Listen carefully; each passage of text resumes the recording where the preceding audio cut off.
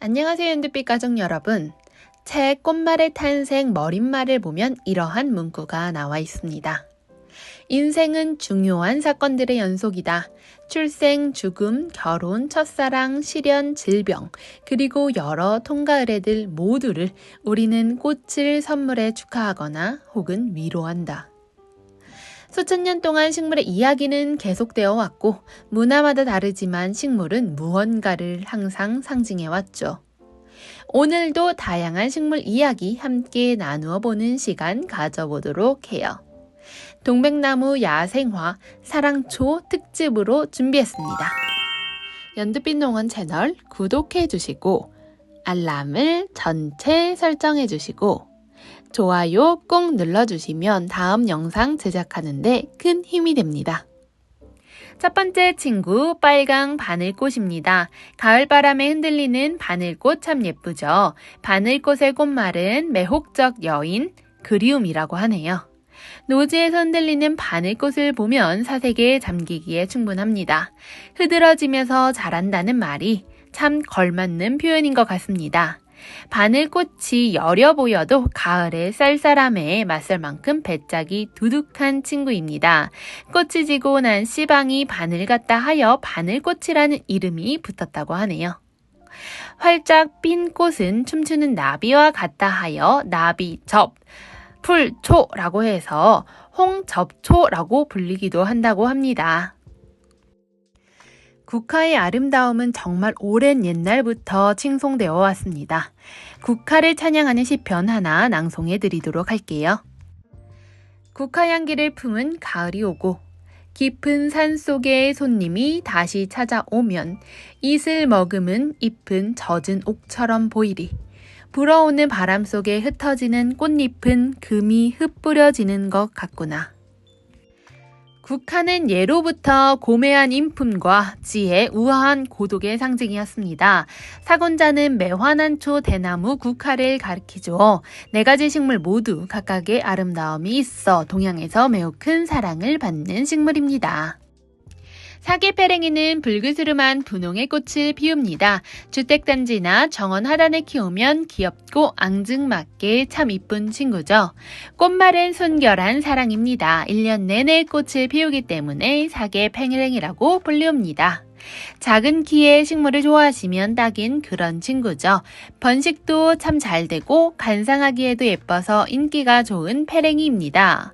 겨울철에도 잎이 푸르게 남아 있어서 추위와 더위에 모두 강한 품종이죠.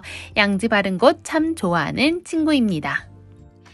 농원에는 세 가지 색상의 용담이 있습니다. 흰색 용담, 분홍 용담, 보라 용담이 그것이죠. 용담의 용담 한자를 풀어보면 용의 쓸개라고 합니다. 용도 엄청 귀한 생물인데 용의 쓸개라 하면 얼마나 귀할까요? 그만큼 가치 있다는 의미입니다. 전국 어디에서나 잘 자라고 햇빛 잘 드는 곳에 피는 야생화입니다. 노지 월동도 매우 잘하죠. 다음 친구는 채송화입니다. 채송화의 꽃말은 순진함, 천진난만함, 가련함입니다. 다육질로 건조에 강하고 햇빛을 좋아하는 친구죠. 채송화는 식물에 비해 씨앗이 매우 작은 편입니다. 다만 씨앗의 수는 많죠. 건조하고 배수가 잘 되는 토양을 좋아해서 고온과 가뭄에 강합니다. 줄기를 잘라 꽂아도 번식이 잘 되며 생명력이 강한 친구죠. 다음은 샤프란입니다. 샤프란 꽃이 방긋방긋 웃어주네요. 이게 바로 자연 치료 혹은 자연 힐링 아닐까요? 샤프란은 분홍색 혹은 하얀색의 꽃이 농원에 있네요. 실처럼 잎이 얇아서 나중에 꽃을 보시면 유독 커 보이고 꽃이 더 탐스러워 보일 겁니다. 신랑 꽃을 보고 있으면 제 기분도 상쾌해지는 느낌을 줍니다. 생명력 역시 강해서 겨울에도 베란다 활동이 가능한 친구죠. 크게 신경 쓰지 않아도 통통하게 씨앗을 잘 맺더라고요. 샤프란은 붓꽃가의 국은 식물입니다. 원산지는 그리스, 소아시아, 지중해 연안입니다. 샤프란은 과거부터 향이 좋아서 오래전부터 인도에서는 음식을 만들 때 중요한 향신료로 사용되어 왔다고 합니다. 그리스와 로마에서는 향기로운 향 때문에 향수로도 애용해 왔다고 하죠. 보라스타입니다. 초본 단연생으로 배수가 잘 되는 토양에서 잘 자라죠. 개화 시기는 지금부터 가을까지 피어납니다. 다음은 겹꽃 단정화입니다. 잎도 작고 꽃도 작은 친구죠. 꽃 한번 보여드릴게요. 이렇게 하얀색의 별사탕 같은 꽃이 피어 있네요. 전체적으로 크게 자라진 않습니다. 하지만 꽃은 풍성하게 피우죠. 분재 소재로도 많이 키우시고 충분한 빛과 통풍만 있으면 사실 키우기가 어렵지가 않습니다. 꽃을 반으로 자르면 정자 모양이 나온다 하여 이름을 단정화라고 부른다고 하네요. 조금 더 자란 단정한 모습을 보여드릴게요. 이렇게 키워주시면 됩니다. 상상화 꽃대가 뾰족뾰족 많이 올라와 있습니다. 한 포트에 딱 적당한 3개 구근이 심겨져 있습니다. 언제 올라오려나 싶었는데 우후죽순처럼 꽃대가 순식간에 올라오더라고요. 땅에서 엄지손톱만큼 작게 올라오다가 꽃이 피어나는 봉오리가 생기는데 그 이후에는 꽃이 정말 금방 피더라고요. 구근식물이며 단연초이기 때문에 꽃을 매년 보실 수 있습니다. 상상화의 꽃 모양은 꽃나리꽃처럼 생겼습니다. 시크라멘 보시면 어떤 게 생각나지 않으신가요? 바로 불꽃 혹은 연꽃 문양 같습니다. 시클라멘 꽃은 매우 화려한 편에 속합니다. 하양색, 빨간색, 분홍색, 보카식 색상이 있습니다.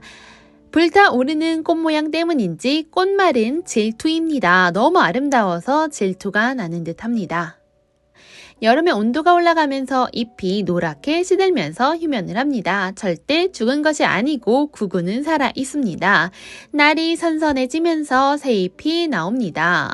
휴면기에 선선한 그늘진 곳에서 통풍 잘 시켜주시면서 보관해주시면 금세 잎이 나오고 꽃을 보실 수 있습니다.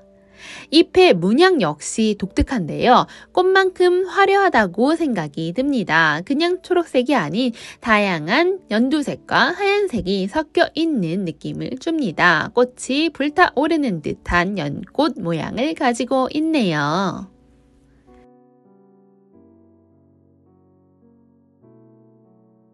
다음 친구 하양 향소국입니다. 소국의 꽃말은 고상, 밝은 마음, 심연이라고 하네요. 국화가입니다. 원래 중국이 원산지인데 유럽으로 건너가고 전 세계를 여행하면서 세계 각국에서 사랑을 받고 있는 국화죠. 요즘 우리 농원의 꽃빛을 밝혀주는 친구들이 몇 명 있는데 물빔과 썬빔이 그중 원투입니다. 꽃도 꾸준하게 피고 색감도 너무 예쁜 친구죠. 이 지금 하늘하늘 거리는 친구가 물빔입니다. 이 친구가 썬빔입니다. 색깔이 태양처럼 쨍한 친구죠. 하얀 이메리스입니다. 이제 사실 겨울만 남았다 해도 가을이 아니죠. 어느샌가 봄, 가을이 정말 짧아진 것 같습니다. 겨울꽃의 대명사 이메리스였습니다. 브라질리안 다육 혹은 브라질 채송화로 불리는 새비름과 식물입니다. 이름처럼 브라질이 원산지입니다. 봄부터 여름 사이 이렇게 꽃들이 개화합니다. 햇빛을 풍부히 바르면 잎끝이 붉게 물들어요. 잎이 처질 정도 마른 느낌으로 물을 주시면 됩니다. 꽃이 정말 예쁜 친구죠. 겨울에는 물 주는 횟수를 줄여주시면 좋습니다. 빛을 좋아하는 친구이기 때문에 직강 또는 베란다에 빛이 잘 드는 자리에 놓아주시면 됩니다. 채송화와 같은 속이고 꽃도 채송화와 비슷합니다. 꽃이 없을 땐 특이한 모양의 다육이고 꽃이 이렇게 예쁘게 피어 있으면 또 엄청난 아름다움을 뿜뿜 뿜어내죠. 농원에는 두 종류의 껑의 비름이 있습니다. 오른쪽에 보이는 무늬 껑의 비름, 왼쪽에 보이는 흑껑의 비름이 그것이죠. 껑의 비름이 지금 파릇파릇하게 물이 올라와 있네요. 꽃이 피면 가을이 왔다는 신호로 생각해 주셔도 됩니다. 우리 조상님들의 장명하는 센스를 알아줘야 한다는 게 껑이 사는 산속에 있다 하여 꿩, 잎이 잘 떨어진다 하여 비듬이라는 이름을 붙였다 합니다. 큰 껑의 비름을 불로초라고도 부릅니다. 다른 식물들과 함께 있으니 또 조화롭게 느껴집니다. 어떻게 정원을 인테리어 하느냐에 따라서 정말 분위기가 많이 바뀌는 것 같습니다. 물빔과 썸님과 함께 있으니까 또 알록달록 예뻐 보이네요. 층꽃은 건조하고 배수가 좋은 바위 틈이나 절벽에 주로 자생하는 야생화입니다. 내서성, 내한성, 내건성이 매우 강한 친구죠. 다만 습도에는 민감하기 때문에 물을 너무 자주 주지는 말아주세요. 관상 가치가 매우 좋은 친구죠. 왕관 쑥부쟁이입니다. 꽃 모양이나 이파리가 가는 쑥부쟁이처럼 생겼습니다. 키는 그리 크지 않은 편이네요. 다음 친구는 부틀레아입니다. 친구의 우정이라는 꽃말을 가진 상록, 낙엽, 화력 관목입니다. 향이 좋아서 썸머 라일락이라는 이름과 나비가 좋아하는 꽃이어서 나비꽃이라는 다른 이름도 가지고 있습니다. 7월에서 10월에 피는 꽃은 가지 끝에 10에서 20cm 정도의 수상꽃 차례를 이렇게 만들어냅니다. 강한 내한성을 가지고 있죠. 겹노랑질레입니다. 꽃이 노랗게 피는데 솜사탕처럼 귀엽게 피어납니다. 한겨울에도 잎이 지지 않습니다. 하마보우와 무궁화 모두 아우카 히비커스에 속하죠. 히비커스는 그리스 신화의 히비스 여신을 닮은 꽃이라는 데서 의미가 유래되었다고 합니다. 붉은 계열의 단풍잎이 매력적인 고려 담쟁입니다. 이름도 뭔가 구수하네요. 이 친구는 아직 단풍이 들지 않은 친구입니다. 단풍이 들면 이렇게 변화합니다. 지금 친구는 구별하실 수 있을까요? 바로 무늬 담쟁이입니다. 무늬 담쟁이는 일반 담쟁이에 비해 잎의 무늬가 눈에 띄게 선명한 것이 특징이죠.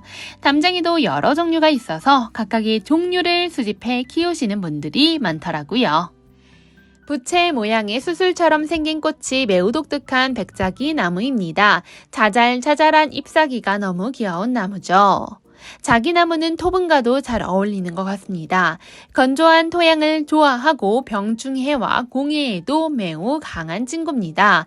부식질 많은 토양이 있는 양지 바른 곳에 심어주셔도 좋아하더라고요. 간건한 나무 속에 속하기 때문에 큰 걱정 없이도 키우실 수 있는 식물입니다. 귀여운 꽃봉오리가 방망이처럼 달려있네요. 너무 귀엽죠? 이제 여기서 곧 꽃이 나올 겁니다. 지금부터는 사랑초 보여드리도록 할게요. 지금 보고 계신 사랑초는 분재 사랑초 혹은 추자도 사랑초라고 불리는 친구입니다. 분홍색과 하얀색 두 종류가 농원에 있습니다. 다른 사랑초에 비해 상대적으로 성장 속도는 빠른 편입니다. 노란 바람개비 사랑초입니다. 아직은 조금 더 성장해야 하지만 샛노란 꽃이 정말 앙증맞고 귀여운 사랑초죠. 주변의 공기도 화사하게 정화해준다고 하네요. 햇살 비추면 방긋방긋 웃어줄 그날 기다려볼게요. 퍼스트 러브 사랑초가 이렇게 예쁜 꽃을 피워주고 있네요. 꽃 색깔 참 예쁘죠? 연한 분홍 색깔 같기도 하고 살짝 보라색 느낌도 있습니다. 꽃이 이렇게 피어 있으니까 또 다른 느낌을 주네요. 아기 때부터 키웠었는데 꽃 막 이렇게 나오면 기분이 세상 좋아지더라고요. 퍼스트 러브가 연한 분홍색이라면 러플 겹사랑초는 겹꽃에 하얀 순백의 꽃이 피어나는 친구입니다.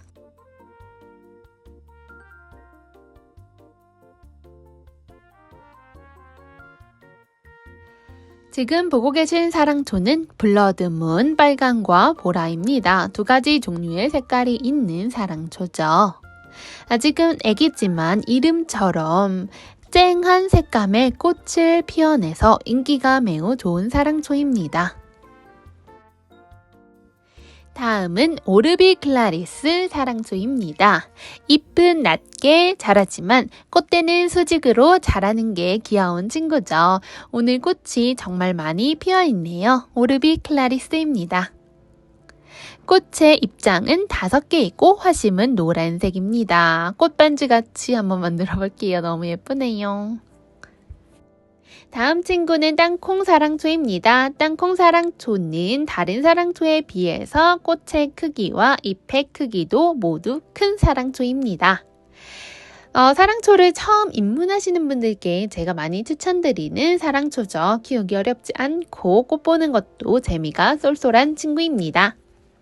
단정하고 깔끔한 느낌을 주는 시트니노 사랑초입니다. 노란 느낌이 화사함을 가져다 주죠. 그런데 또 쨍한 노란색이 아니라 은은한 노란색이어서 노를 머금고 있는 것만 같습니다.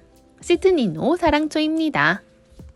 다음 사랑초는 도화 사랑초라고 합니다. 처음 보면 땅콩 사랑초와 비슷한 꽃이 핀다고 하실 수도 있는데 사실 입장도 다르고 꽃도 다릅니다. 괭이밥 속에 속하는 사랑초는 번식력도 아주 좋죠. 이렇게 처음에는 야들야들하고 작아 보이지만 나중에 해가 지날수록 점점 많이 번식을 해서 더욱더 풍성해지죠. 겨울부터 봄까지 사랑초의 매력을 발산하는 시기입니다. 이제 다가올 겨울과 봄이 기대가 되는 이유 중 하나가 이 사랑초죠. 자몽빛깔의 사랑초 메소니아입니다. 붉은색, 노란색 사랑초 외에 주황색과 오렌지 색감을 가진 친구가 바로 메소니아 친구죠. 오늘 프릴 사랑초도 예쁜 꽃을 보여주고 있네요. 빵긋빵긋 저를 향해 웃어주는 것만 같습니다. 사랑초는 햇빛을 따라서 고개를 내밀기 때문에 해 방향으로 화분을 조금씩 돌려주시면서 키워주시면 됩니다. 노바타 사랑초는 황금 빛깔을 닮은 사랑초로 유명한 사랑초죠. 아프리카 동남부 바위가 많고 그늘진 곳에서 자생하는 식물인 싹소롬 역시 예쁜 꽃을 피워주고 있네요. 줄기 사이로 가느다란 꽃대가 이렇게 올라와 있습니다. 보기 좋죠? 오묘한 색감과 특유의 우아한 자태 때문에 겨울 왕국에 있을 것만 같은 블루 아이스입니다. 때문에 엘사 트리라고도 불립니다. 찬잔하고 여유 있는 초록 잎에 눈송이가 내려앉은 것처럼 은빛이 돕니다. 모양이 마치 눈꽃을 연상시킨다 하여 블루 아이스라고 불리는 이 나무 너무 매력있죠. 신엽소라 추위에도 강하고 뾰족뾰족한 잎에서는 상큼한 레몬 향이 납니다. 거기에 계절에 따라 조금씩 색깔이 묘하게 변하는 묘미도 있습니다. 지금부터는 예쁜 동백나무 소개시켜 드리도록 할게요. 사실 지구온난화는 요즘 정말 많이 화두가 되는 단어죠. 멸종 위기에 처한 식물과 동물. 지구온난화 때문에 오히려 우리나라에서 더 키우기 쉬워진 식물도 있습니다. 바로 따뜻한 곳에서 잘 자라는 식물이겠죠. 그중 하나가 동백나무를 생각하셔도 됩니다. 이러한 동백나무를 우리가 더 잘 키워준다면 환경에 조금이라도 도움이 될 수 있다고 합니다. 국립산림과학원의 연구에 따르면 동백나무 숲이 이산화탄소를 상쇄하는 효과가 있다고 합니다. 물론 우리가 숲만큼의 동백나무를 키울 순 없지만 식물을 가꾸고 다른 생물과 공생한다는 점이 결국 환경을 사랑하는 시작점이라고 생각해요. 숲을 만들 순 없어도 우리 집 뒤뜰에 베란다에 창가에 동백나무를 심고 다른 식물과 함께 키워주는 게 결국 우리 한 사람이 할 수 있는 대처 방법 중 하나잖아요. 종류 및 환경에 따라 다르지만 일반적인 동백나무는 반나절 정도 빛이 드는 환경을 좋아합니다. 또한 배수가 잘 되는 토양을 좋아하죠. 동백나무는 베란다에서 겨울 날 수 있습니다. 영하로 내려가지 않는 한 노지에서도 겨울에 잘 자라죠. 노지에 심은 동백이라면 볏짚 모아다 상부에 덮어주셔도 됩니다. 남부지방은 별다른 월동 준비 없이도 겨울을 잘 지냅니다. 아카시아 핀블리아타입니다. 쌍떡잎 식물 장미목 콩가의 관목입니다.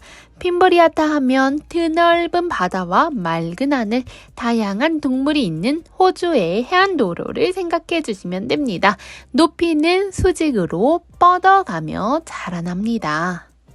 꽃은 초봄부터 줄기 사이사이에 자그마하게 달립니다. 노란색 폼포미처럼 팡팡 터지면서 꽃이 피어납니다. 반음지, 양지에서 키우시면 좋죠. 요즘 반려식물로 호주식물 인기가 좋더라고요. 인테리어 식물로 키우셔도 됩니다. 오늘 영상은 여기까지입니다. 저는 다음에 또 싱그러운 이야기로 찾아올게요. 감사합니다.